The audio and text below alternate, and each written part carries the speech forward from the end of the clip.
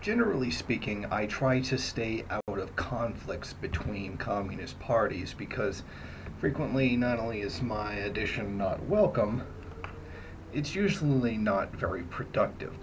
But I saw a very interesting statement by the Austin Red Guards, one of that part of that clique of different Red Guard organizations, and then some of them have broken up over whatever line of issue it was. I'm not certain.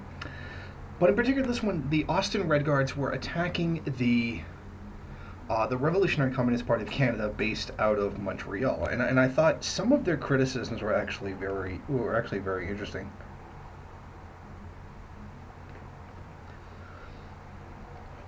They criticized the RCP Canada as not being a real organization. In other words, they really just kind of nitpicked the word organization. Pardon me, not organization, party. They really nitpicked the definition of the word party, and apparently there's been an exchange between the two sides, and I haven't really paid attention to it, but just now I was made aware of it.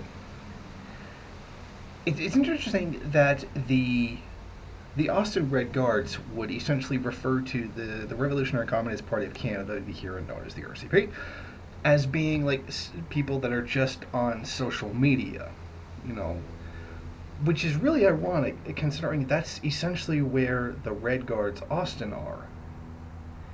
And they go on to accuse them of, kind of like a media, forget the exact word they use, but essentially accusing them of cosplaying revolution, which is also a very ironic thing to say.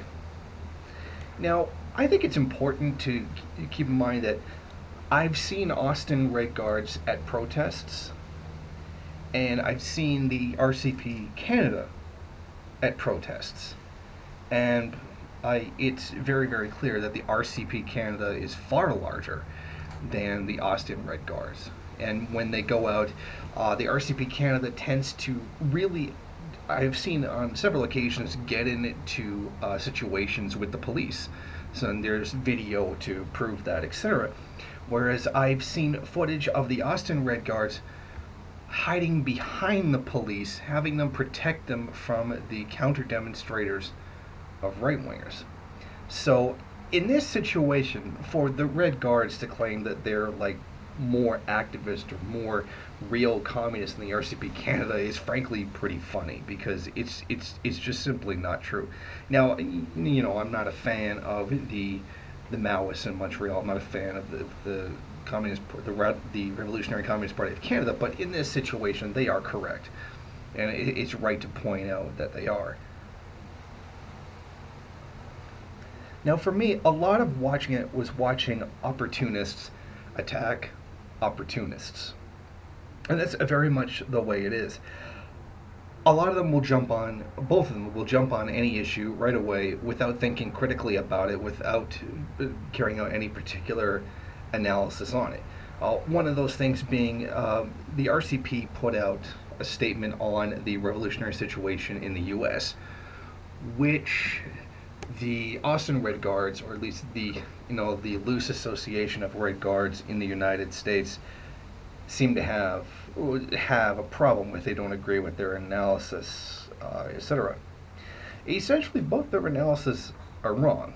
They both make assumptions about revolutionary potential in the United States, which is simply false. But that's another argument for another day concerning third worldism, etc., and beyond the scope of what's being talked about here. That despite protestations to the contrary, neither of the organizations has reached the masses. The Red Guards Austin frequently claim that that's what they're doing. They're reaching the masses of the American people, when that's just simply not true. People don't know who they are. People don't identify with them. People aren't a part of them. In fact, they find massive groups of people in opposition to them for the things that they represent. I mean, the RCP Canada has no attachment to the masses whatsoever. I mean, there's no public support for them. In fact, the public is, at least in the Montreal area where they are the most predominant, are against their existence and see them almost as just street thugs. They wouldn't consider them terrorists, but we consider them, thugs on the street, etc. Even though that's not a fair way to characterize the RCP. I wouldn't consider them that, of course not. But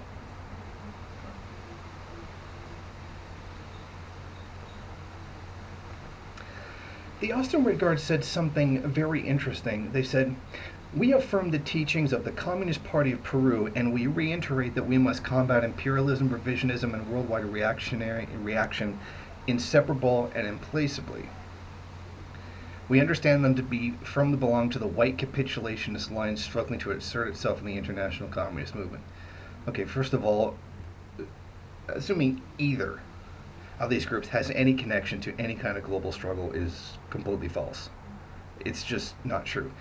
There is no struggle in the United States. There's no communist struggle. There's a very large social democratic struggle, but there's no communist revolutionary struggle in the United States. It's not happening. Not Maoist, not Hojas, not anything. And the same goes for Canada as well. There is no revolutionary struggle, communist revolutionary struggle. So this is just simply false. But it's interesting to note that, Chairman Gonzalo didn't contribute anything. I mean, he is often falsely given credit for synthesizing Maoism into an ideology, when that's just simply untrue. He did no such thing. That was, in fact, Lin Biao who came the closest to doing such a thing. This is the kind of false cred that's often given to Gonzalo. Now, I will say this very, very firmly. I don't support Gonzalo. Frankly, them and the Shining Path were borderline psychopaths, if not actually psychopaths. They've admitted to slaughtering groups of indigenous people for not supporting them.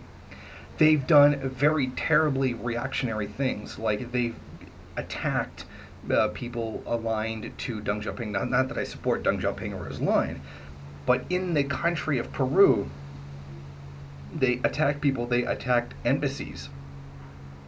They went and assaulted representatives from the DPRK, screaming how revisionist they are. It seems like when we really look at the history, like kind of the history of what the Peruvian Maoists did to other bodies around the world, like, for example, the Soviet Union, revisionist China, and the DPRK, we see that they really had no international solidarity whatsoever, at least with those organizations. They were outright reactionary and attacked them, and even sometimes would beat them up. But this white capitulationist line, not really sure what that's supposed to mean. They don't really outline in the document what it is. Maybe they've outlined it somewhere else. I don't know, and I haven't seen it, but it's not in this document particularly. It's really interesting to watch them do all this, given that we know how intensely reactionary these Red Guards groups are. I previously reported the time they went to, I believe it was a PSL, like, salsa dance, and went around calling black and brown people racist and condemning them for cultural appropriation for having like a dance to raise money. Like, that's ridiculous. They've gone around, they've slashed the tires of IWW members because I'm not even sure. I think they were calling them transphobic or something. I'm not really certain why. I just know that the IWW was complaining about that. I mean, exactly what revolutionary purpose does that serve? I mean, that's just stupid.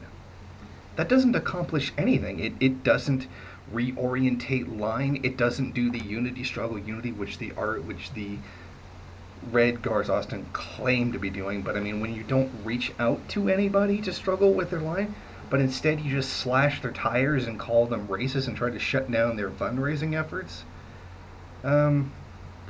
you're not doing the unity or the struggle part. You're kind of just being an asshole. I mean, these are the same people that previously threatened to kill Mason Steiner. I'm not really going to go into all that because that's So if you want to know, you ask Mason Steiner about that. They did that, and it's just so weird watching them do this. I happen to see on the side a thing about the Austin Red Guard saying how they're opposed to identity politics. I'm like, you're outright lying. You completely jumped all over identity politics as soon as the trans trend started, and started saying about they're the revolutionary vanguard of like the United States, the less than 1% of the population. I mean, whatever the trans issue is aside, I mean, we're not talking about that. That is identity politics. I mean, we're talking about literal identity here. And they very much are that. And they call anybody who disagrees with them transphobic, even if their disagreement was even over any kind of concepts or ideas about gender identity. So it's completely ridiculous. And the RCP Canada is guilty of absolutely the same thing, except there was the one group that broke off that didn't want to be a part of it anymore.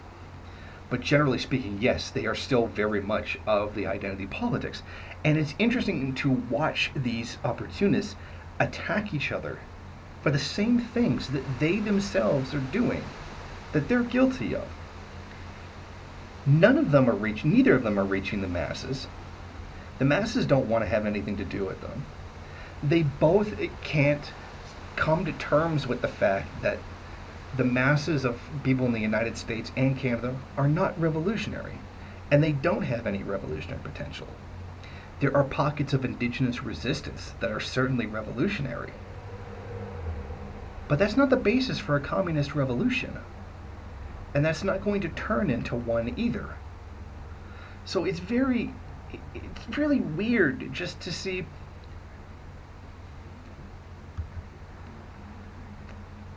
the two of them going on like this when they're both guilty of the things that they accuse each other of.